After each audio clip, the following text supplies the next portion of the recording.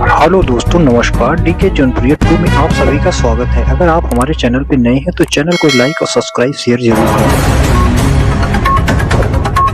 धर्मेंद्र प्रधान को इस्तीफा देना चाहिए। तो यहाँ पर जो कॉकरोच जनता पार्टी का प्रोटेस्ट है जंतर मंतर पर, वो तब तक पीछे नहीं हटेगा जब तक धर्मेंद्र प्रधान इस्तीफा नहीं देते। तो अगर बीजेपी वाले या जो सरकार है वो सोल्यूशन चाहती है, so there is only one solution to this, Dharmendra Pradhan must resign. Abhijit भाई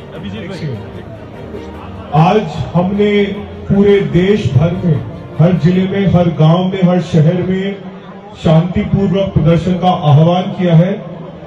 कल हम लोगों ने लिस्ट भी शेयर की थी।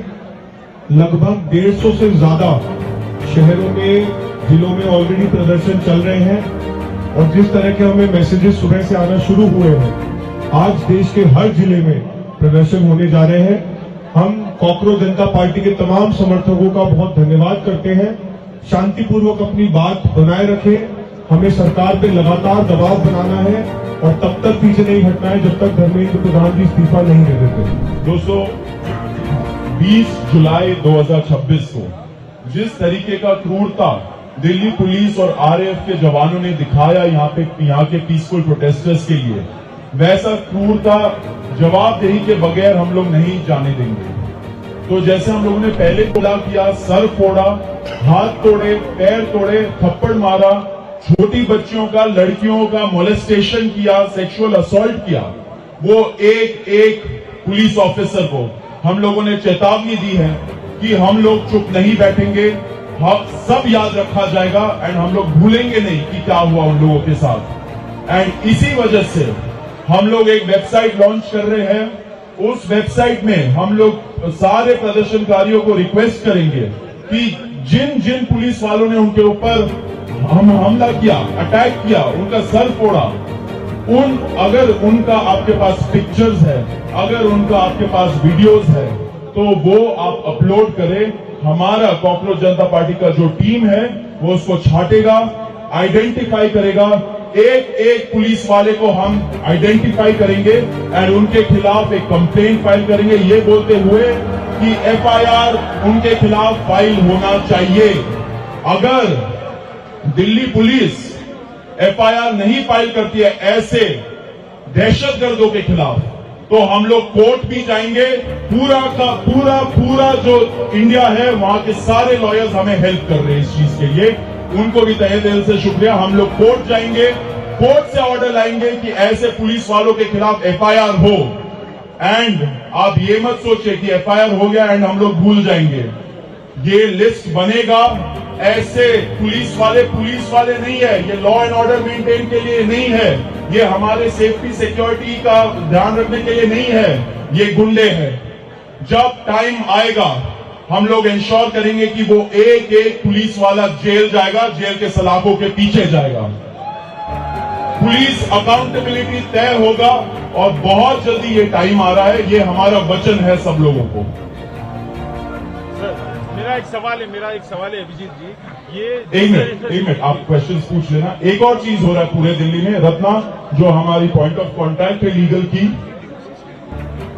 वो पुलिस का जो पार्ट है वो खत्म करेगी। रत्ना आप बताइए कि पूरे दिल्ली में क्या हो रहा है। तो जब से 20 जुलाई का इंसिडेंट हुआ है, उसके बाद से पूरे दिल्ली में मेजरली निजामुद्दीन और लोधी रोड के पास पुलिस ने अपने नाकाबंदी लगाई हुई है और वहां पे वो ऑटो रोक रहे हैं, वो कैब रोक रहे हैं और जितने उसमें बच्चे अगर बैठे हुए हैं उनको वो बिना किसी रीजन के पुलिस स्टेशन में डिटेन कर रहे हैं। और कल ये बहुत ज्यादा हुआ है, रात भर हुआ है, आज सुबह भी जब मैं आ रही हूँ तब भी हुआ है। हमें लॉयर से पता चला है कि वहां पे जब वो जा रहे हैं तो उन्हें पहले मिलने नहीं दिया जा रहा है और उनको बहुत ज्यादा ट्राई करना पड़ रहा है, लीगल जो उनको असिस्टेंस देनी है उसके लिए। कल एक लॉयर को भी निजामुद्दीन ने डिटेन कर लिया था। हमारे जो बच्चे यहाँ पे खाने का सप्लाई लेके आ रहे थे उनको डिटेन कर लिया था। तो हम उसके खिलाफ भी एक लेटर लिखेंगे डीसीपी को एंड हम रिक्वेस्ट कमिश्नर ऑफ पुलिस को एंड हम रिक्वेस्ट करते हैं कि आप प्लीज बिना रीजन के किसी भी बच्चे को डिटेन ना करें। आप लॉयर्स के साथ बदसलूकी ना करें क्योंकि वो सिर्फ अपनी ड्यूटी कर रहे हैं। आप बिना रीजन के लोगों को डिटेन ना करें। And I would also request advocates association in Delhi कि वो आगे आए और जो भी बच्चे डिटेन हो रहे हैं उनकी हेल्प करें। जी दोस्तों एक मिनट, खत्म नहीं हुआ, आप पूछ लेना जितने क्वेश्चंस पूछ रहे हैं। हम लोग कभी प्रश्नों से नहीं डरे हैं, सारे प्रश्न लिए हैं हम लोगों ने। एक और चीज हो रहा है, जैसे आप सभी को पता है, 12:30 बजे कॉकरोच जनता पार्टी का जो डेलीगेशन है, मैं और आशुतोष रामकर, हमें बुलाया गया है सरकार से बातचीत करने के लिए। उस साइड में जितना हमें पता है इंफॉर्मेशन, अभी जेपी नड्डा जी होंगे एंड साथ में जितेंद्र सिंह भी होंगे। हम लोगों ने 2 कंडीशन रखा था 20 तारीख का जो फर्स्ट राउंड ऑफ टॉक्स था उसके बाद, कि सरकार को मंशा लेके आनी पड़ेगी कि वो हमारी जो बातें, हमारी जो डिमांड्स है वो सुनेंगी, वो एक्सेप्ट करेंगी। कुछ चीजें नॉन नेगोशिएबल है, आशा है कि वो जानते हैं क्या चीजें नॉन नेगोशिएबल है।